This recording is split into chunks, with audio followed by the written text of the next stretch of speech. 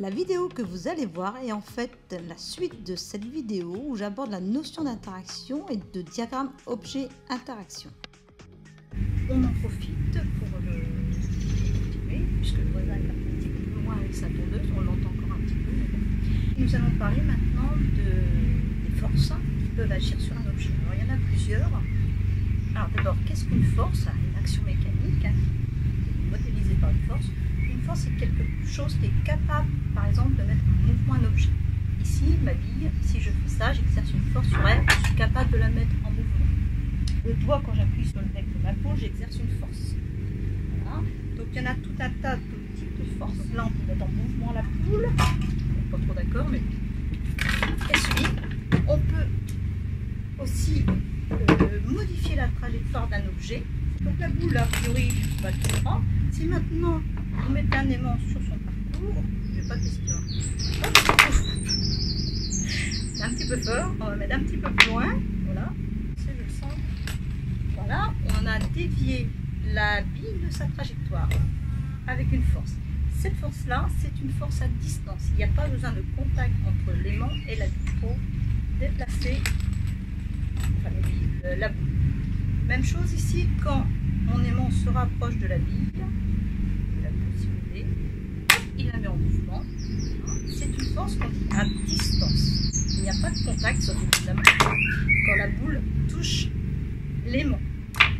Voilà. Donc voilà les différentes forces. On a aussi des forces qui sont capables de dévier, de déformer un objet. Donc ici, si vous prenez l'arc, voilà, on tire sur l'arc, on exerce une force. Après, l'arc va exercer une force sur la flèche, mais là on exerce une force. On déforme un objet. Alors, les forces à distance, vous en connaissez d'autres que la force magnétique. Celle que vous connaissez bien, c'est celle-ci. Un petit peu de rangement. Là, je vous ai mis un petit objet. On prend un objet plutôt comme ça, une règle en plexiglas, ça marche très très bien. Et vous l'avez déjà fait, hein, on reprend quelque chose qu'on a déjà vu. On frotte l'objet en plastique. Un petit peu de vent, on va se mettre à la bout du vent.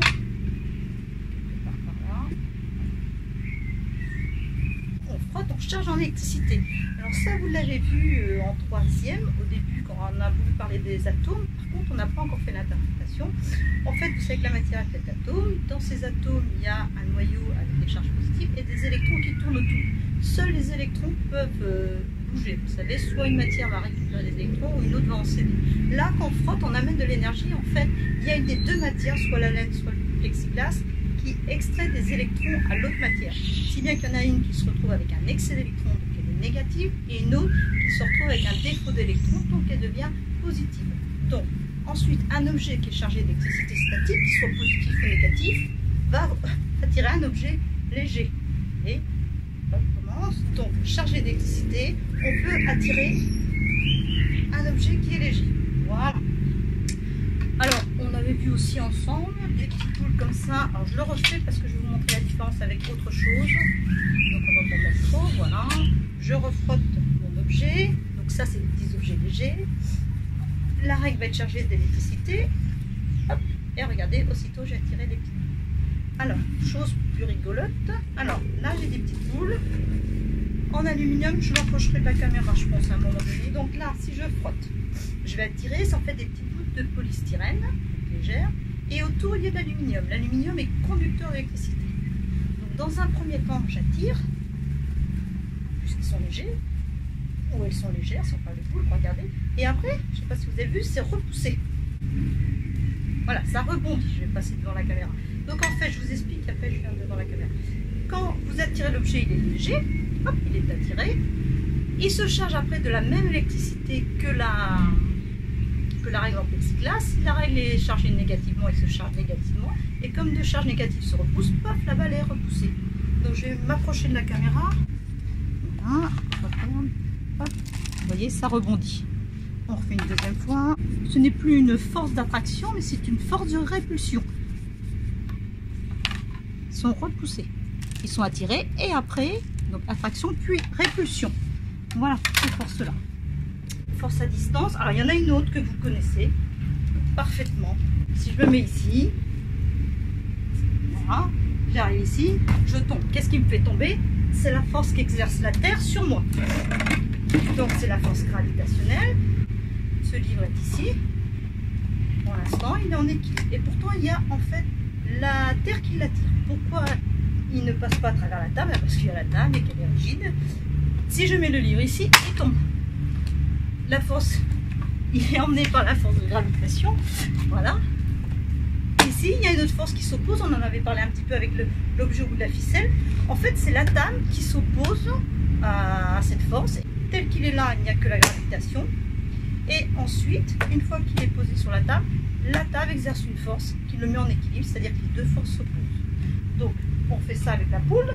La poule est ici, pas de problème, elle est retenue par la table. Si je la mets ici et que je la lâche, mais non, je te fais pas ça. Voilà, bon, sauver la poule. Hein, c'est dur. Hein. Ouais. Une autre force, en fait, l'air qui est ici, on en avait déjà parlé en 4e, exerce une force sur vous. Donc cette force, elle n'est pas visible, on est habitué, notre corps est habitué, la pression à l'intérieur est la même qu'à la pression à l'extérieur. Voilà, il y a un équilibre. Si on allait sur Mars où la pression est très faible, la pression à l'intérieur de nous l'emporterait et puis on gonflerait. On ne peut pas aller sur Mars sans avoir une compétition sous pression sur Mars. Voilà. Donc pour vous montrer l'existence de cette pression, c'est des expériences, vous vous en souvenez qu'on a déjà faites en 4e. Et puis avec le confinement, vous pouvez vous amuser, vous avez vu, c'est un verre à eau tout bête. Je remplis d'eau. Alors, j'ai pris un petit bout de Bristol, vous coupez un morceau de Bristol, voilà, tout simplement. Je viens en plus si jamais ça marche pas, mais ça marche à tous les coups. Ah, là, ça a un petit peu débordé. À vous retourner. Et voilà. Donc, il y a la Terre qui attire l'eau. L'eau, elle a bien envie de sortir. Qu'est-ce qui empêche l'eau de sortir? Normalement, ça tient plus longtemps que ça. Hein. Zut et zut et zut. Donc, qu'est-ce qui empêchait l'eau de ressortir? J'avais pas prévu ça. Hein. C'est pas grave, on va le laisser. C'est les aléas des expériences. Qu'est-ce qui empêche l'eau de ressortir? Eh bien, c'est l'air à l'extérieur ici qui appuie sur le carton et qui exerce une pression. C'est une force de pression. Donc ça, vous en verrez d'autres comme ça. Alors là, il s'est passé un an. On va retenter l'expérience, mais cette fois-ci dans ma salle de cours. Hein. Donc, je remplis bien. Alors, il n'y a rien sur mon verre. Je vais prendre un papier Bristol comme ceci. Allez, voilà. On remplit bien. On vient mettre le carton Bristol, papier Bristol, voilà, comme ceci. Et là, ça tient bien. Voilà, regardez, hop. Là, sans qu'il y ait une petite fuite. À un moment donné, ça va lâcher. Il faut que ça lâche. Voilà. Donc là, la force exercée par l'air extérieur maintient le carton Bristol. C'est la force de pression liée à la pression atmosphérique. Maintenant, vous allez apprendre à modéliser une force avec l'activité qui suit. Et après, je vous explique, puis je vous explique aussi entre deux des petites choses pour que vous compreniez bien ce que ça représente. Sachez une chose, c'est que les forces sont des choses pas faciles à comprendre. On les comprend comme ça. Maintenant, quand il faut les modéliser, c'est pas ça parce que c'est abstrait. Vous la voyez pas, la force. Il faut juste à chaque fois se concentrer. Si par exemple, je prends l'objet, il faut se dire à chaque fois, pour comprendre, voilà, il a beau être en équilibre, il y a des forces sur lui. Si je coupe le fil, ça tombe. Ça veut dire qu'il y a une force qui l'attire vers le sol. Si je coupe pas le fil, il tombe pas. Il y a toujours la force qui l'attire vers le sol, mais le fil exerce une force sur lui. Vous voyez, c'est abstrait, on ne les voit pas, mais on va apprendre à les modéliser. C'est un cours qu'il va falloir vraiment prendre le temps de bien écouter, de bien essayer de modéliser les forces comme je vais vous l'apprendre. Et puis petit à petit, ça deviendra moins abstrait. Et ça sera tout bénef pour le lycée. La représentation des actions mécaniques par une force, et dans cette vidéo, vous allez apprendre à modéliser chaque action mécanique par une force. Et d'ailleurs, vous verrez à la fin de la vidéo comment je me venge du bruit de la tondeuse. Pour avoir accès à cette vidéo et aussi à des vidéos d'exercices sur les forces, vous allez dans la playlist force. Sinon, j'ai indiqué 2 autres playlists sur d'autres thèmes. Il y en a d'autres sur cette chaîne de Labo Science.